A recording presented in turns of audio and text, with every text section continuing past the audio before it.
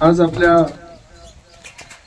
वासुंदे गावातील ठाकरवाडी आणि या ठाकरवाडीमध्ये विशेषतः आदिवासी समाज असलेल्या ठाकर समाजाला जातीच्या दाखल्यांचं नोंदणी आणि नंतर त्याचं वाटप या देवकृपा फाउंडेशनच्या वतीनं आयोजित करण्यात आलेल्या कार्यक्रमाच्या निमित्तानं माझ्याबरोबर इथं उपस्थित असलेले पंचायत समितीचे सदस्य अमोलजी साळवे, या गावच्या प्रथम नागरिक विमलताई गावडे, उपसरपंच बाळासाहेब शिंदे, गुरुदत्त मल्टी स्टेटचे चेअरमन बाठे झावरे, रणजित काका पाटील, शरदराव पाटील, विविध कार्यकारी सेवा सोसायटीचे चेअरमन नारायणराव झावरे, शंकरराव बर्वे,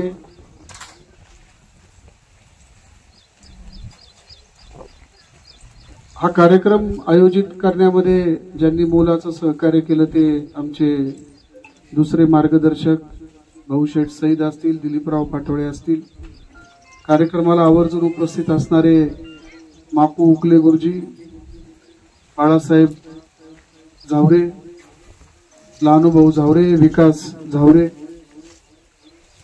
मानेकर रावसाहेब, सुदामराव भालके, दत्ता गांगड. आता सगळ्यांचा नामोल्लेख करणं थोडंसं माझ्या दृष्टीने अवघड आहे. या ठिकाणी उपस्थित असलेले ग्रामसेवक लोंढे भाऊसाहेब असेल, त्याचबरोबर गणेश जगदाळे, शुभम मेहर, आत्ताच या ठिकाणी उपस्थित असलेले वनकुट्याचे माजी सरपंच भास्करराव शिंदे, त्यांनी देखील वर यावं, कारण पुढचा कॅम्प मला तुमच्याकडे घ्यायचा आहे तासमध्ये. आणि खऱ्या अर्थानं या कामाची प्रेरणा आणि हे काम होऊ शकतं असा विश्वास मला ज्या तरुणांनी दिला तो आमचा सगळ्यांचा तरुण सहकारी लखन ठाणगे असेल. मित्रांनो, आपल्या तालुक्यामध्ये पवळदरा, पारदरा, बोरवाग, जांभूळवाडी, नागापूरवाडी, मनई वस्ती, कोंडीबाची ठाकरवाडी, बाबुळवाड्याची ठाकरवाडी, वासुंद्याची ठाकरवाडी, अशा अनेक ठाकर वस्त्या, ती पळशीची माळवाडी असेल, मेंढो असेल, या सगळ्या ठिकाणी ठाकर समाजाचं मोठ्या प्रमाणावर प्राबल्य आहे. मी जसा लहानपणीपासून बाठे झावरेंनी आता उल्लेख केला, मी जेव्हा लहान होतो त्यावेळेस मला आठवतंय की स्वर्गीय आमदार वसंतराव दादा यांचा आणि ठाकर समाजाचा अत्यंत घनिष्ठ आणि अत्यंत जवळचा असा संबंध. आता शंकरप्पा आपल्यामध्ये नाहीये, पण मला आठवतंय शंकरप्पांचा काळ भाऊ मला आठवतो. या ठिकाणी पाण्याची एक योजना बघण्यासाठी दादा आणि आम्ही सगळेजण या ठिकाणी आलतो. त्यावेळेस आप्पा होते. हा समाज वसंतराव दादांच्या गळ्यातला ताईत होता आणि त्यानंतरच्या काळात या तालुक्यामध्ये ठाकर समाजाला न्याय देण्यासाठी जर सगळ्यात पहिलं पाऊल कोणी उचललं असेल तर ते स्वर्गीय वसंतराव दादा यांनीच उचललं. त्याचं कारण हे मी फक्त बोलत नाही भाषणातनं, तर मी तुम्हाला सहसंदर्भ स्पष्टीकरण सांगतो. आपल्या गावामध्ये धुंडीभाऊ मध्ये सारखा माणूस आज पंचायत समितीमध्ये गेला.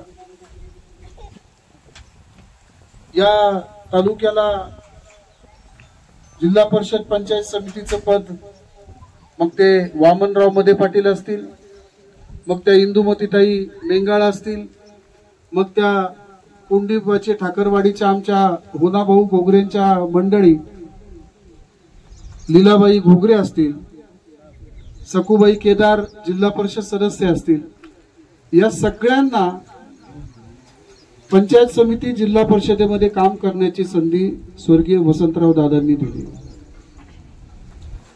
2002 साली मला आठवतंय की मी पंचायत समितीला सदस्य होतो आणि असाच आदिवासींचा एक कॅम्प खडकवाडी या ठिकाणी लावलेला होता.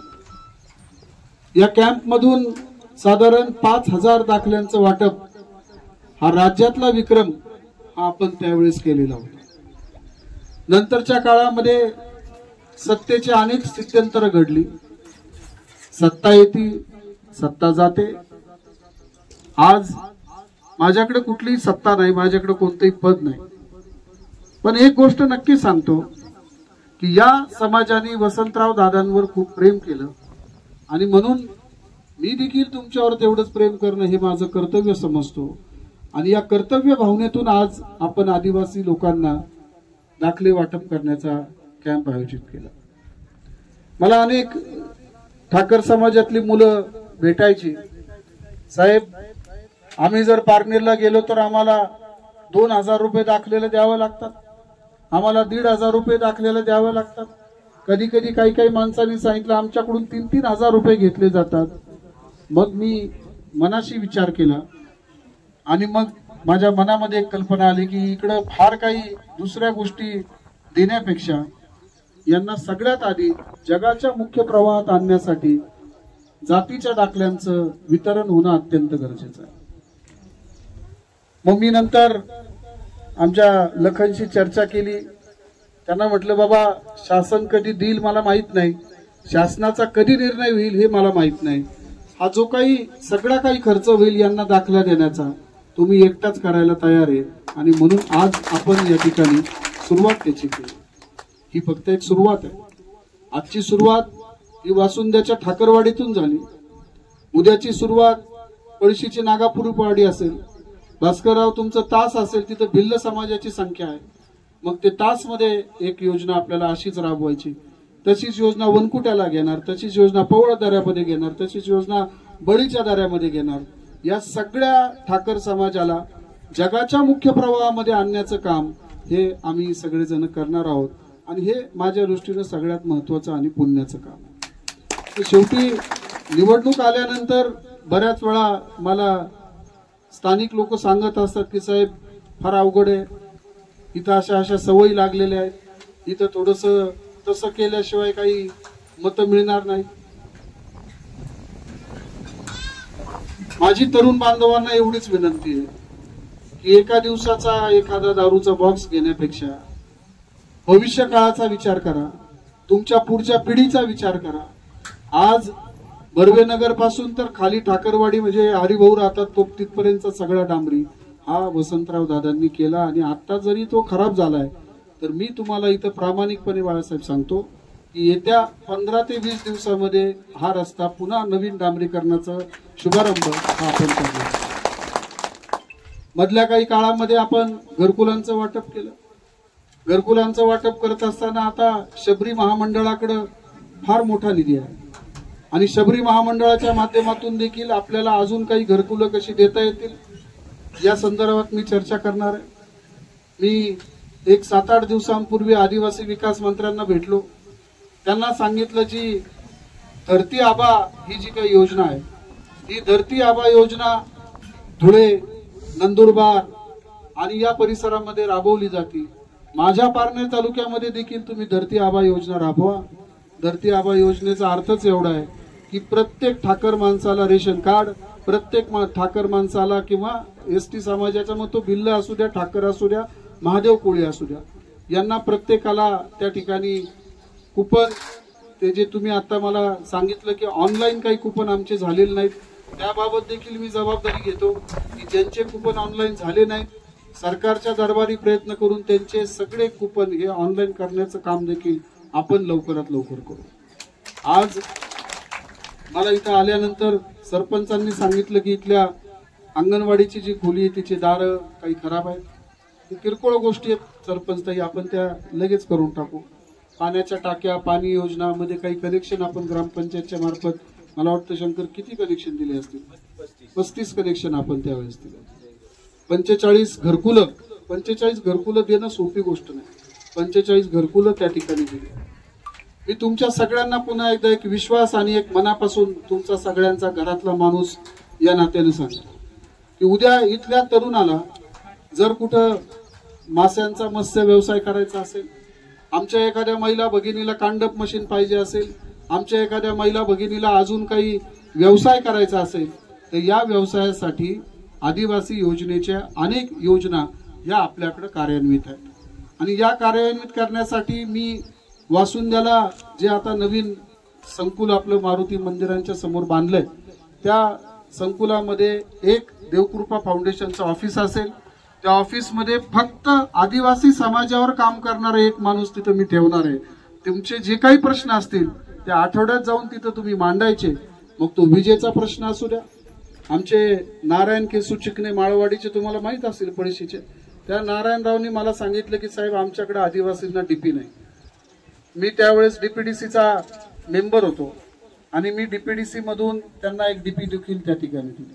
असंच धोंडी भाऊ तुम्ही देखील किंवा बन्सी असेल, तुम्ही सगळेच जण इथं जेवढी काही पुढारी आहेत, सुभाष, मला फोन करण्यापेक्षा इथल्या लोकांच्या काय समस्या आहेत या जास्तीत जास्त जर आपण समजून घेतल्या तर तुम्हाला त्याच्यामध्ये निश्चितपणे ही लोक, सरपंच ऐकताय का, तुम्ही जावं येत, तुमच्याकडे बोलता नाही तुम्हाला, परंतु तुम्ही या लोकांची जी काही अश्रू आहेत, त्यांना जे काही रोजच्या दैनंदिन जीवनातल्या ज्या काही अडचणी येतात याच्यावर तुम्ही अधिक लक्ष दिलं पाहिजे.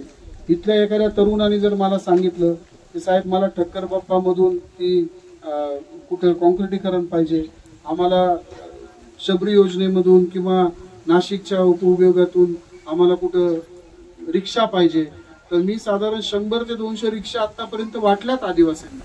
तर तुमचे देखील जे जे काही प्रकरण असतील किंवा बेंजोचं साहित्य असेल किंवा अजून शासनाने कमीत कमी 100 उपयोजना या आदिवासींच्यासाठी सुरू केल्या. मी 8-15 दिवसापूर्वी पोखरीला गेलो होतो. पोखरीला वन हक्क जमिनीचा संदर्भात काही प्रकरण त्यांनी केली. साधारण 13 लोकांना आपण 12 ते 14 एकर जमीन शासनाची फुकट मिळवून दिली. फुकट, ज्या गोष्टीसाठी त्यांना लाखो रुपये खर्च आला असता ती जमीन आपण त्यांना वन हक्क कायद्याच्या द्वारे फुकट मिळवून दिली. इथं जरी कोणी वन खात्यामध्ये जर कोणाचं अतिक्रमण असेल आणि जर तुम्हाला त्याच्या संदर्भात जर आपल्याला जमीन ती आपल्या नावावर करून घ्यायची असेल तर त्याचे देखील प्रकरण तुम्ही बनवा. ते कसं होत नाही ही जबाबदारी माझ्यावर सोडा, हे तुमचं काम नाही. तुम्ही फक्त सांगायचं की पाटील हे आमचं प्रकरण आहे आणि हे झालं पाहिजे, ते करण्याची जबाबदारी पूर्णतः मी घेतो. तुम्हाला त्याच्यासाठी कोणालाही अधिकाऱ्यांना चहा पाणी, कुठं पैसा, आणि माझी एक तुम्हाला विनंती, एजंट लोकांचा सुळसुळाट झालेला असतो. अजिबात कोणाकडे 1 रुपया द्यायचा नाही, 1 रुपया सुद्धा कोणाच्या हातात द्यायचा नाही. जे काय आहे त्याला मी जबाबदार आहे. माझी परिस्थिती थोडीशी बरी आहे, म्हणजे अडचण नाही काही तेवढं सगळं करण्यासाठी. इथं नागापूर वाडीवरून ठाकर समाजाचे आमचे दुसरे नेते आणि माझा एक तरुण सहकारी लहू मध्ये हे देखील या कार्यक्रमाच्या निमित्ताने आले. तुमचं देखील मी स्वागत करतो. आपण इकडे या. आज लहूच्या बाबतीत देखील सांगितलं पाहिजे की मला संपूर्ण तालुक्यात ज्या ज्या वेळेस ठाकर समाजातला सगळा परिसर, सगळा परिवार जोडायचा असतो त्यावेळेस लहूची मदत ही निश्चितपणे झालेली असते. कारण त्याच्याकडे जवळजवळ ठाकर म्हणजे वनकुट्यापासून ढवळपुरीपासून तर पोखरीपर्यंत सगळ्या लोकांचे नंबर आणि सगळ्या लोकांना संघटित करण्याचं काम लहू तुम्ही करता. मी तुमचं देखील स्वागत करतो. पुढचा कॅम्प आपल्याला नागापूरवाडीमध्ये घ्यायचा आहे. याच्यापेक्षा मोठा कॅम्प झाला पाहिजे, होणार. तर आता तुमच्या सगळ्यांना मी आता धरती आबा योजनेचं त्यांना सांगितलं, तर तुमच्या सगळ्यांना मी शुभेच्छा देत असताना आज किती लोकांची नोंदणी होती ते आपल्याला कळेल. ज्या ज्या लोकांकडे काही पुरावे नसतील, शाळेचा नसेल, पूर्वीच्या पिढीतला नसेल, आजींचा नसेल, आजोबांचा नसेल, वडिलांचा नसेल, तर त्यांना ग्रामसेवक तुम्ही इथं आहेत, लोंढे भाऊसाहेब, तुम्ही त्यांना सरपंच आणि तुम्ही, आज तुमची जबाबदारी दोघांची फार मोठी आहे. आता इथून जाऊन तुम्ही स्वयंपाक वगैरे करायचं काय भानगडीत पडायचं नाही. त्याचं कारण असं आहे की तुम्हाला इथं थांबावंच लागेल. कारण तुमच्या 2 जणांच्या सहीने एखाद्याचं आयुष्य बदलू शकतं. कारण त्या सहीवर तुमचा एखादा माणूस ठाकर आहे का नाही हे फक्त तुमच्या दाखल्यावर तिथं सिद्ध होणार आहे. आणि म्हणून तुम्ही देखील त्याच्यामध्ये वेळ द्यावा. मी अधिक वेळ तुमच्या सगळ्यांचा घेणार नाही. आपण फक्त आता हा एवढा कॅम्पचं उद्घाटन झाल्यानंतर लखन खांडगे आणि त्यांचे जे काही सहकारी आहेत ते तुमचे कागदपत्र गोळा करायला सुरुवात करतील आणि आपण एक सगळेजण मिळून एक ग्रुप फोटो सगळ्यांचा आपण घेऊ.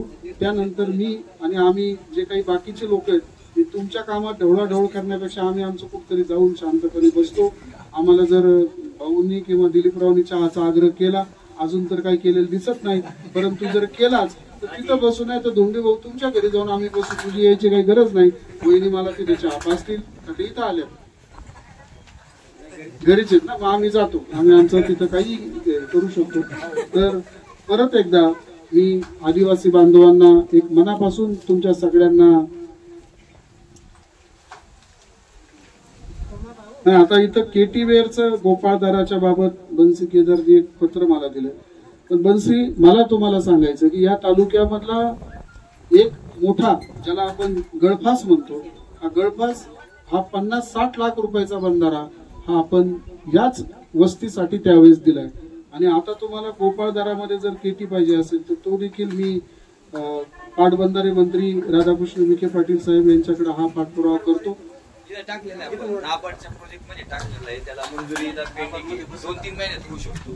धन्यवाद, आभारी.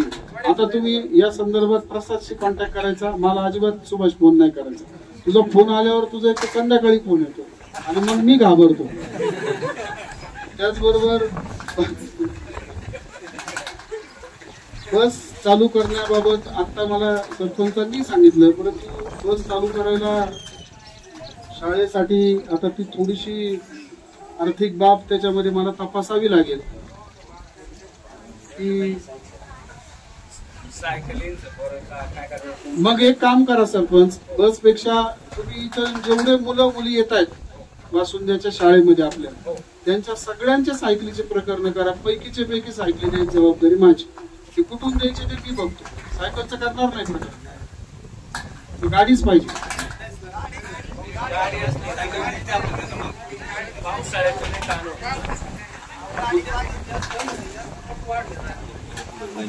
बरं ठीक आहे, मी आता संस्थेचे इन्स्पेक्टर इथं आहेत, मी त्यांच्याशी हा कार्यक्रम संपल्यानंतर 5 मिनिटात चर्चा करतो आणि काय निर्णय घेता येईल गाडीच्या संदर्भात तो देखील 100% घेतो. इथल्या जरी एखाद्या आदिवासी मुलांनी अशी गाडी जर घेतली तर त्याच्यातून त्याचं देखील उपजीविका चालू शकते. तर त्या संदर्भात मी हा कार्यक्रम संपल्यानंतर चर्चा करतो. पुन्हा एकदा ठाकरवाडी आणि ठाकरवाडी परिसरातल्या सगळ्या माझ्या बांधवांना मनपूर्वक तुमचा सगळ्यांचा मी ऋणी आहे की वसंतराव दादांवर तुम्ही प्रेम केलं, माझ्यावर देखील तुम्ही सगळ्यांनी अतोनात असं प्रेम केलं. असंच प्रेम भविष्य काळामध्ये टिकून जाऊ द्या ही ईश्वरचरणी प्रार्थना करतो. आणि पुन्हा एकदा आपल्या सगळ्यांना आजच्या या कार्यक्रमाच्या निमित्तानं आपण सगळ्यांनी त्याचा लाभ घ्यावा ही नम्र विनंती करतो. रामकृष्ण हरी. धन्यवाद. या ठिकाणी आता एक ग्रुप फोटो होणार आहे आणि ग्रुप फोटो झाल्यानंतर कॅम्पला सुरुवात होईल. आपण सर्वजण या ठिकाणी आलात, सर्व मान्यवर मंडळी.